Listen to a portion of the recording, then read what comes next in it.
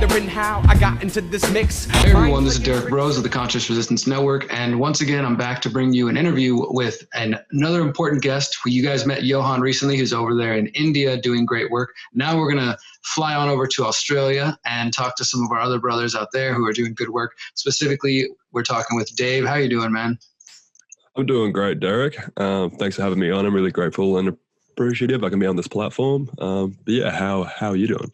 I'm doing good today, man. It's been, we were just catching up a little bit before the interview, and we've, just a background for some of the audience, we've known each other online for a little bit, but I think this is actually the first time we're talking face to face. So that's always cool when you can connect with people that you've sort of collaborated with through the digital world and actually make a, somewhat of a face-to-face, and hopefully soon we'll be talking in person.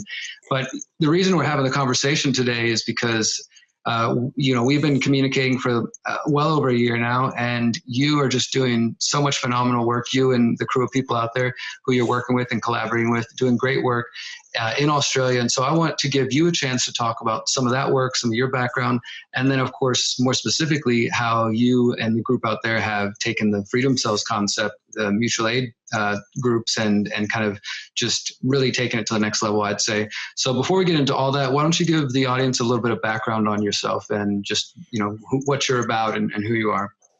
Oh, cool. Well, hi everyone in the Conscious Resistance Network. My name's Dave. I'm the founder of a freedom cell in Melbourne, Australia called Mindful Militants. We're active on Instagram and YouTube, where we post things like gardening and growing food tutorials. And we also interview different people. We have a series on YouTube called Agents of Change, where we interview different people that are doing really cool things in the alternative Bitcoin space and whatnot. I founded and sort of started the official Freedom Cell Discord group, which grew to about, I think, 70 people across 27 states, including Australia, United States, Ireland, the UK, India, where Johan's from.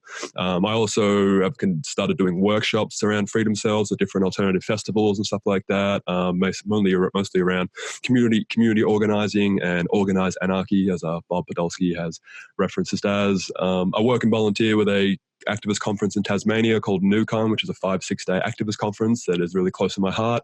I'm involved in a few other direct action animal activist groups around, and I sort of, in my free time, I help people adopt to sort of Bitcoin transactions and stuff like that as well. So yeah, basically a lot of my passions in the truth seeking space has mostly been around community engagement and how I can inspire and network people together. So all these people that are really into truth seeking and building a better world aren't so disenfranchised, aren't so disconnected. So I've been doing that for quite a long time. And when I found out about the Freedom Cell project through you and how you had adopted from Bob Podolsky's work, I also found how that model also linked in with a bunch of other anthropologists that I follow, like Robin Dunbar, who talk about ideal numbers for group sizes and group organizations, and also fit into another model called sociocracy and holocracy. So when I found that, I got really, really, really, really excited.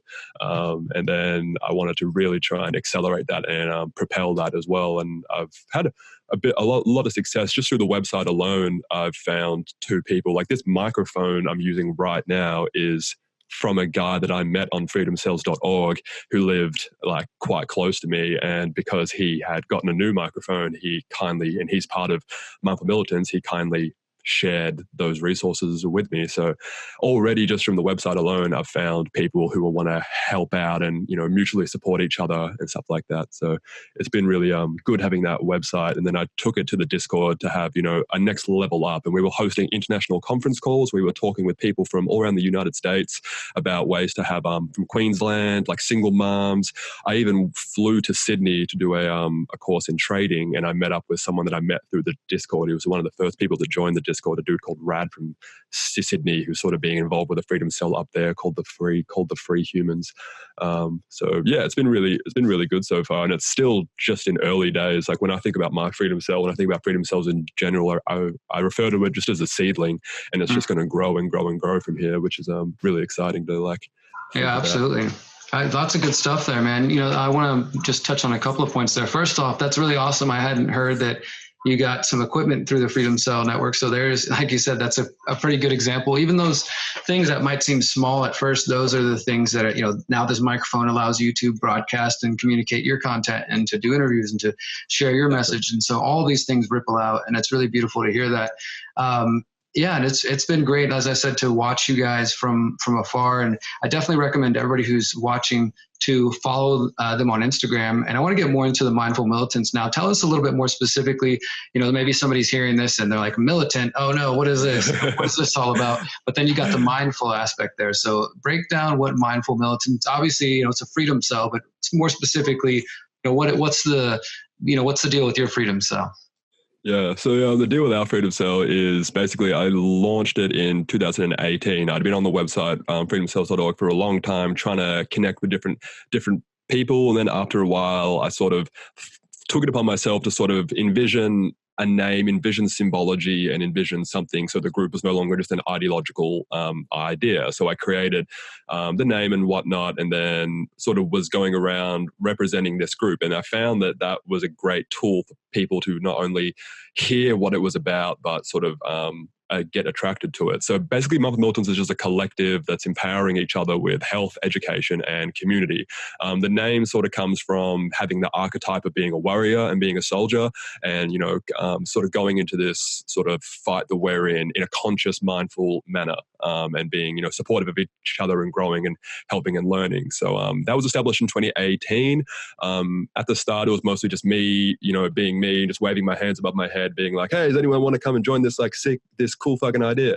And then after a while, we've had people join and then leave, different elements of engagement. But at the moment, we have about 9 members, which I'm really happy about. We just surpassed that 8 ideal number that Bob Podolsky talks about. We have members mostly in the southeast of Melbourne. We also got them in the west and whatnot. So once we sort of keep expanding, we're really hoping to sort of have more sort of dedicated groups and chapters, as we're going to call them, in different parts of the city, which has been really good. And different members contribute to the Instagram. All the platforms are shared within the group. Different people share gardening, stuff like that. We have members, one member, Katie, goes and does workshops about gardening at major festivals. We have another member, Josh, that's doing lots of work with helping deliver donations to the bushfire victims and stuff like that. So we have just different members and different militants in different parts of the city and whatnot, helping doing different respective things, which is really cool. And I'm really proud of just how much this has grown and just the community. And not only do we just do a lot of social activist related stuff, we do hiking trips together. We're basically just like a community that helps each other, and then we can help accelerate knowledge and accelerate learning. And there's so many ideas that we've had within the group that we're really looking to propel and sort of put forward. So yeah. That's all really great stuff. I like the idea that the Freedom Cell shares the social media platform, so everybody can kind of contribute. Like, hey, like you said, one person shows that the workshops they teach, somebody else is highlighting the community gardening work they're doing. That's really awesome. And I did see some of the pictures of you guys out on some hikes and stuff. And I think that not only in regards to the Freedom Cell mutual aid network type, activism, is that important to have people that you can collaborate with, that I'm not saying everybody needs to be a freaking bodybuilder or anything like that, but being able to take care of yourself, because I feel like just activists in general, there's a lot of focus on, of course, the education, learning about the world. And, we try to bring in some of the spiritual mindfulness element to it. But I also still think there are people who might be very aware of what's going on in the world, but maybe their diet or their health or their physical activity isn't the best. And so, let's just say some zombie apocalypse, shit hits the fan type situation. You might not last long if you can't go on a hike up the hill a little bit, So I appreciate that you guys are doing that. And tell us a little bit about that. What's that been like? You guys go out for a certain amount of days, or do y'all have anything set, or y'all just kind of go out there with your gear? Yeah, so the last hikes, we went to a place called the Grampians, and we did a 40-kilometer 3-day hike, which was really good because it was actually just a week after we got a new member called Andy, who was really, really excited about the group. And for us to be able to go away on like a 3-day hike and share equipment and share food and just like be disconnected from like social media and everything, it was a great bonding experience and a great character building experience for all of us. And as much as because in our Discord group, we're always sharing, events to go to and workshops to go to and, more serious aspects. So when we can just sort of come back and, go and see a movie together or go and do hiking together or go do something that is incentive for socialization, but isn't always like this super serious thing, I think is a really good because you're going to have those moments in between, whether it's, you know, creating bug out plans or, you know, sort of working together to, you know, maybe contribute to a blockade or building the infrastructure of the group. You're going to have those moments in between where just coming together to socialize in a positive way is really important to keeping the group together and keeping the group whole. So yeah, we went hiking for 3 days and shared equipment. I actually filmed an entire vlog about it, but I've been having some troubles with my editing computer, so I'm hoping to get that up in a few months. And just like, and everything we sort of do, I try and document it, and I try and make content around it, because I find that promoting those on all different avenues is really, really, really important. And that's one of the tips that you sort of outlined in 10 Tips to Building a Freedom Cell. Is the stuff that you're doing, promote it and put it out. And I found that to be really instrumental just in people's gravitation and people's exposure to it. And one thing I've found that's really interesting is those people have already started to approach us as a collective for certain projects and certain work that we might be better suited as a group, which I found is really, really interesting. Because say if you have a project, whether it's in direct activism or something that's requires a bit more thought and a bit more attention, to be able to approach a group that's already pre-organized and has a history of, you know, organization and cohesion is a lot more attractive to some people than just, you know, trying to rally up 5 random people who might not even know each other. So I found that to be really humbling, that people have felt confident to do that, which is really cool. Yeah, that's awesome. And I definitely agree with you on the, you know, social cohesion aspect that you know, we've talked about this with some of our freedom cells and just kind of activism in general with working with other people in groups is it seems like maybe a good idea is to start off on some smaller project that you recognize, like, okay, me and these people built a garden together. Okay, we learned a little bit about each other and how each other operates. I imagine if you go on a 3-day hike with somebody and you're sharing equipment and sharing food, you're going to learn a little bit about each other and the conversations are going to happen. And I feel like, as you know, those type of relationships are what make it easier to continue to collaborate and work with people into the future, you know, when things might get a little bit more hairy, let's say. So I do think that's important. And you're 100% right. The reason I put that tip in the 10 tips for building freedom cells as far as promoting it, because that's just been my experiences as an activist. I'm, you know, and before I got into activism, I was a promoter. So I was promoting bands, promoting music. So I was kind of already in that mindset of printing up flyers and putting things out and promoting events via social media. So when I started to do activism, it just made common sense to apply the same tactics. But then I've noticed a lot of other activists and people who are doing good work, but maybe not the best at self-marketing or promotion and things of that sort. And, you know, nobody knows about it, so it doesn't grow. And then eventually those things they fall apart, or they just, you know, energy dies out. So it's absolutely important for people to be able to step a little bit out of their comfort zone and to put something out there. And truly, like, if these activities, hiking, community gardening, mutual defense, learning about crypto and learning about alternative ways to live, if these things are really beneficial to us, it only makes sense that we should be encouraged to share things. So I definitely want to highlight that.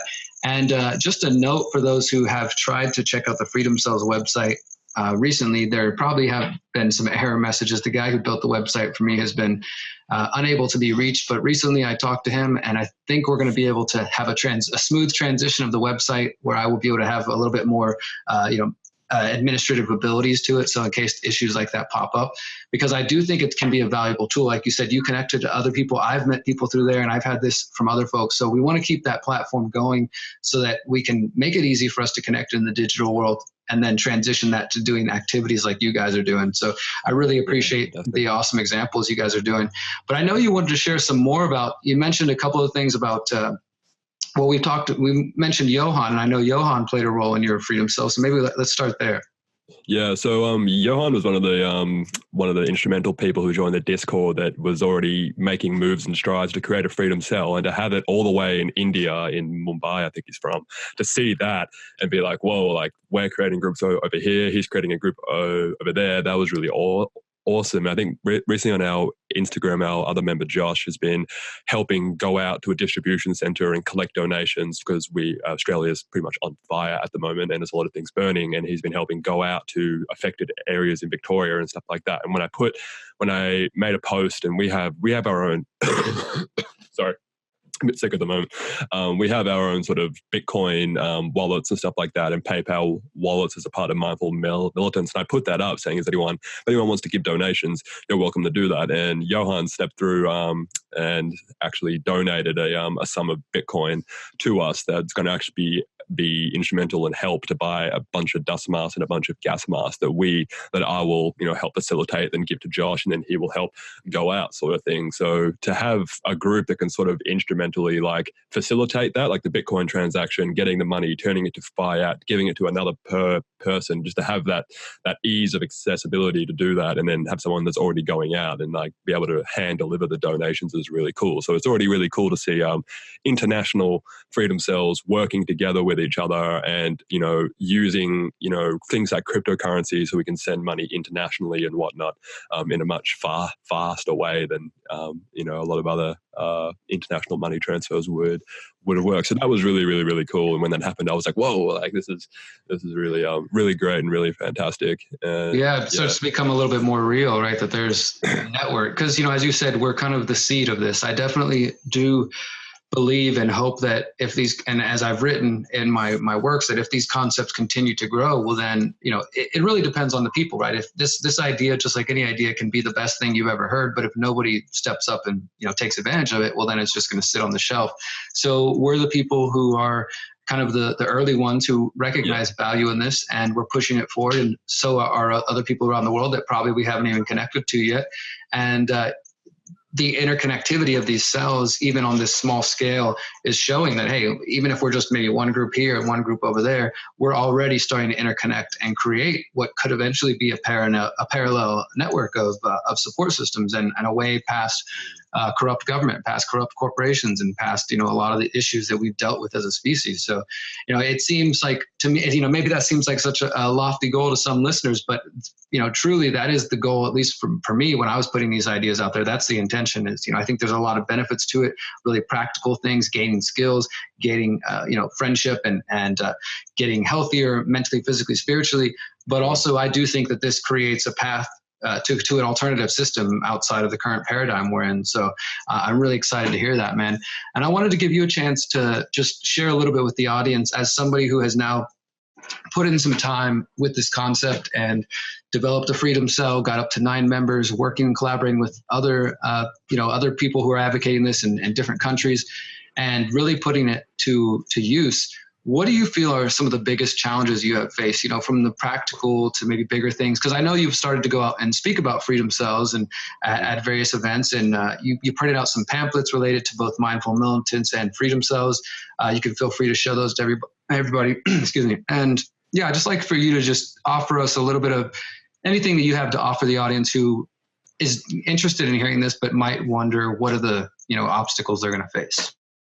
Yeah, so when I first started trying to facilitate my own freedom cell, there were a lot of challenges, especially when I've been talking to people through the Discord and talking to people face to face doing workshops. A lot of the main, first hurdle people come to is not knowing anyone or not being able to identify those potential candidates and not knowing who to reach out to. And I in my own life had that. I have a lot of friends that are into activism and into doing really amazing things, but the desire to maybe collectivize and organize is foreign to a lot of people, which is an element strange, because the desire to collectivize and create a community isn't an ideological idea. People do it in the fields of business. People do it in the fields of music. People do it in a lot of different areas. So to translate that to something like social change isn't a crazy idea for me. So when I sort of speak about it, I sort of come with two angles. The first one is, when I have these flyers and I put them around, people can help and join an existing freedom cell that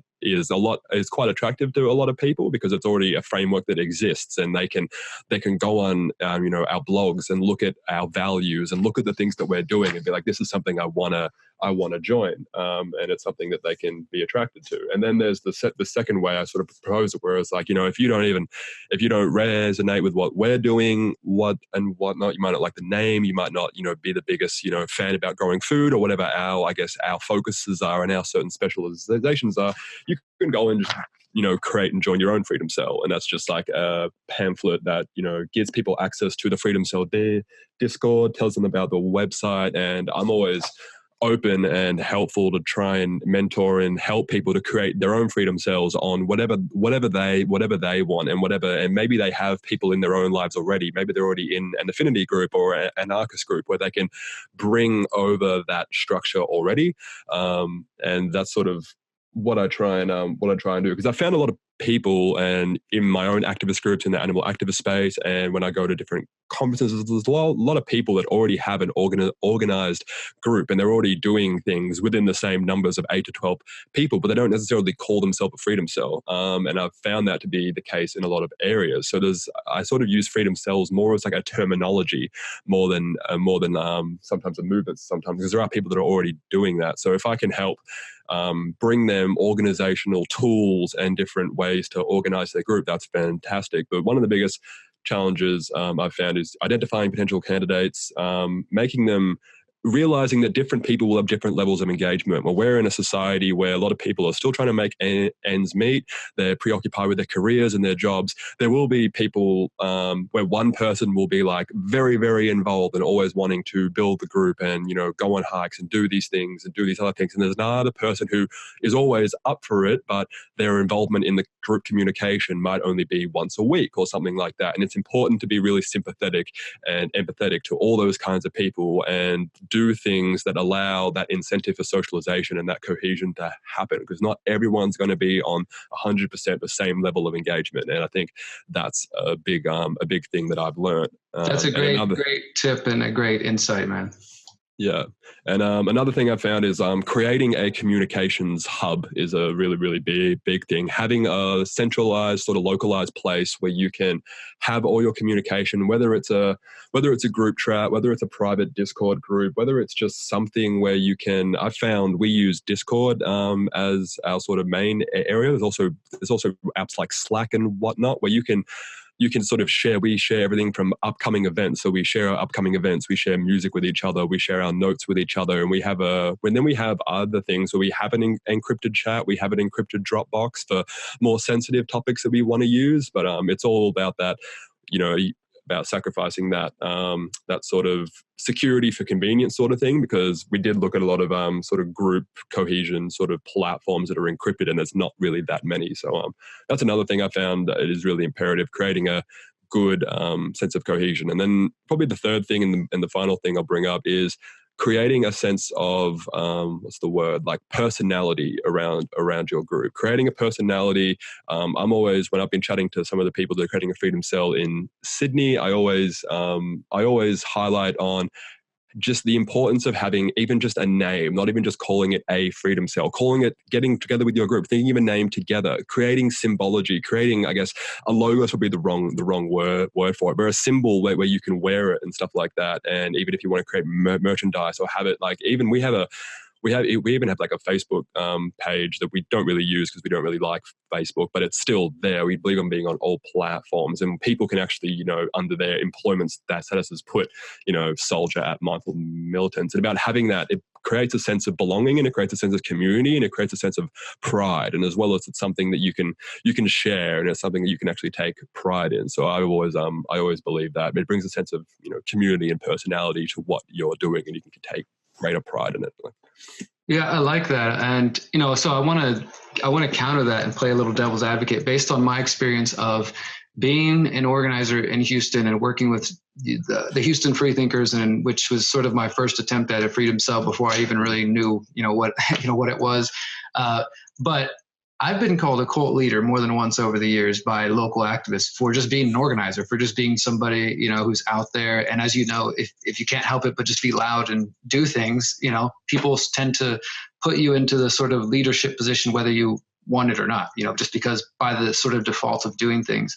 How do you, because I agree with you when you're saying that, like, it's important to create an identity is, I think, essentially what it is, right? Because the mindful militants are going to be different from maybe a freedom cell that is even at one neighborhood over. It could be a completely different style, different interest, different, skill set. One freedom cell could be a bunch of parents with kids who focus on homeschooling and focus on, that sort of thing. So there's going to be different goals and different purposes. Whenever I was doing my tour last year or the year before, I met Tyler, who's from Utah, and his was called the Salt Lake City Hive. He called, the Freedom Cell a hive. So the same thing, they kind of created their own identity with that. And I think that is valuable because, like you said, it creates cohesion.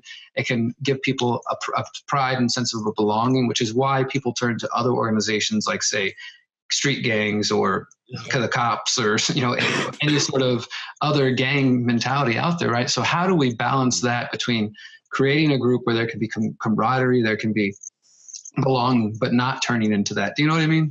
Yeah, that's a really, really fantastic point. And it's something that, I've done work with a certain animal activist group that I helped sort of propel in Melbourne. And we do market stalls and whatnot. And due to the nature of our activism, we have to cover our faces a lot. And I've had people come up to me like quite drunk at music festivals and start parading me that I'm a part of a terrorist group and I'm a part of a terrorist cell and whatnot. And you will sometimes get those people. But it's interesting though, with when it comes to and I've thought about this a lot, when it comes to people organizing under a common goal, it's often treated with a sense of an animosity and negativity, which is strange. If you try and get a bunch of people and start moving out to a farm and, growing veggies, you're a cult. If you have a bunch of people who are in the city that are, forming around a common goal, you're a gang and whatnot. There seems to be just this demonization of community and demonization of people collectivizing, unless you're the government or the police or something, and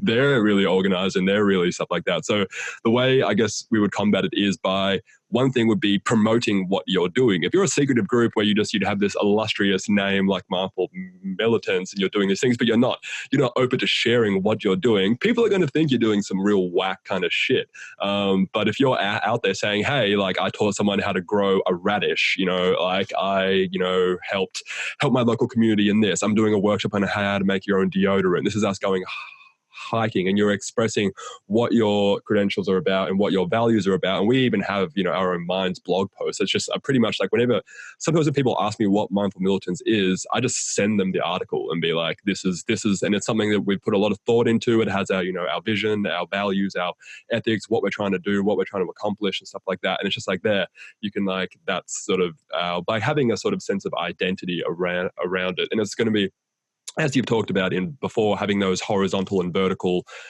strategies, it's going to be hard for people in your local community to label you as, a terrorist in a gang when you're helping, I guess, fight racism, or you're selling eggplants at your local farmer's market, and there's been cases of that where just recently there was an incident in my local community in Melbourne, my neighborhood where I'm from, where last year there was a incident at the local beach where it got on the news where African-skinned people were causing a ruckus, and it caused this big surge of xenophobia and racism. And literally just the other day, I found a poster at my bus stop saying we must unite and protect our beaches from African people that are terrifying Anglo-Australians and all this shit. And I started reading it thinking oh wait, people are coming together to create community events. This is great. And I kept reading and I'm like, oh wait, this is charged with xenophobia and whatnot. So we as Mindful Militants have actually created a response poster that we're going to stick next to all these flyers and all these things, being sort of educating these people that community defense is a good idea, but when it's charged with xenophobic views, that's not okay, and you're not welcome in our community. And if people are uncomfortable with this, they can contact our group. And we've been going around actually sort of tearing down those, because I have people in my certain neighborhood that feel very threatened by that and stuff like that. So to be able to do that and be able to be a good community force for good, and I've even seen walking around, and I've found posters where people have already ripped them down that weren't even a part of our group. So obviously in our community, I've been talking to people within my community at my bus stops if this is okay, and no one likes it. So to be able to have that presence in our local community of doing good is a really prominent thing, and just doing good and promoting those sort of things. So that's the way I would curve negative gang-like mentalities. So. I agree 100%, man. And that's really good to hear, because in relation to what you just said about somebody kind of organizing coming from a racist or xenophobic place, that gives those who employ freedom cells and mutual aid networks there was, I don't know if it's still active, but at one point in Houston, there used to be, we had like a renters defense league. So if like, you know, shitty landlords were trying to run people out under some crappy circumstances, people would come form essentially freedom cells and try to prevent this from happening, or shutting off people's water, but also coming together to protect marginalized groups of people whenever, you know, bullshit like that pops up. So I think that's important. And I also agree with you that the answer to combating people's speculation or theories or just whatever about, you know, the activities of activists and people coming together in groups, because you're right, it's okay to come together in a large group if you're a state or if you're a bunch of cops or just whatever. Yeah. But if you're a bunch of young people together, you're a gang, and, you know, you're a terrorist group, or you're, you know, a terrorist cell, whatever. So we need to combat that. But I think that the answer really is, as you said, let people judge us by the fruit of our actions, you know, show them what we're up to, you know, because when we had the Houston Freethinkers, we had this crazy incident happen, you know, where the cops arrested me, and it was all over the local news. They pulled a shotgun on a crowd of 100 unarmed people, pointed the shotgun, and it made local news and all this stuff. And the local news totally flipped the story and said that we were like a mob of drunken, angry people, and that we were surrounding the cops and all these kind of things. But when they put that out there, I mean, nobody seemed to even buy it, because the people had seen us out there raising money for various organizations, you know, feeding the homeless, building community gardens. They'd seen us out there and already knew what we were about. So their propaganda didn't work. You know, so I think that's the value of it. All right, man. Well, I guess I'm going to start to wrap up here, but I want to give you an opportunity just to close out, mention your websites and anything else that you want to offer to the audience. I will, of course, put the Discord channel. I haven't been as active in the Discord channel as I'd like to be. I hope to change that this year and really be more active in there. And for those who are interested in the concept of freedom cells and what we've talked about today, of course, check out Dave and the Mindful Militants, but also go back to our playlist, and you can start at the beginning of what is a freedom cell. And I have a bunch of different videos applying it to different things. You know, you can apply it to brush fires in Australia. You can apply it to hurricanes in Houston. You can apply it to all kinds of different things. So check it out. But go ahead, Dave. Let us know, you know, what's on your mind. Well, I would love all you guys to go visit our YouTube channel, just Mindful Militants. We got a whole gang of new videos coming up really recently. Just after this, I'm going to go out to pick up a brand new camera, so the quality is going to get a hell of a lot better. So I'm excited for that. We're always active on Instagram, sharing gardening tips and what we're doing, where we'll be in Melbourne. So that's just mindful.militants. We're active on minds.com/mindfulmilitants. And yeah, check out New Kind conference if you're from Australia or you're from overseas and you want a really professional activist conference to go to. Check out newkindconference.com.au. I'm always there working. You meet some amazing people. It's where I met the first member of Mindful Militants, so it's a fantastic place to meet. And yeah, check out, you know, keep listening to the Conscious Resistance and getting your daily intake of all things progressive. So thank you, Derrick. Really appreciate this opportunity. And yeah. See, when I told you before, man, I really do appreciate your work, and I appreciate the time that you put into this effort to grow this. And I know it really has nothing to do with me. I'm just putting the ideas forward, and other people like yourself grab onto them, and each of us build on top of those, and it keeps building and growing. And I'm really thankful that you have chosen to do this. I look forward to watching the growth. Everybody, of course, I'll put all the links below. Make sure to go follow and subscribe to their channels and show them some love. And if you're anywhere near Melbourne, Australia, or going to be out there, make sure to connect with them. And yeah, check out the Freedom Cells concept, because we talk about a lot of daily news here, and it's not always good things. And if you're wondering sometimes, well, what are the solutions? These are the solutions. These are the solutions we're trying to put forward. So please put as much energy and time into the solutions as you do obsessing over the problems. And that's how we're going to change things. Until next time, guys, remember, you are powerful, you are beautiful, and you are free. Peace. Peace.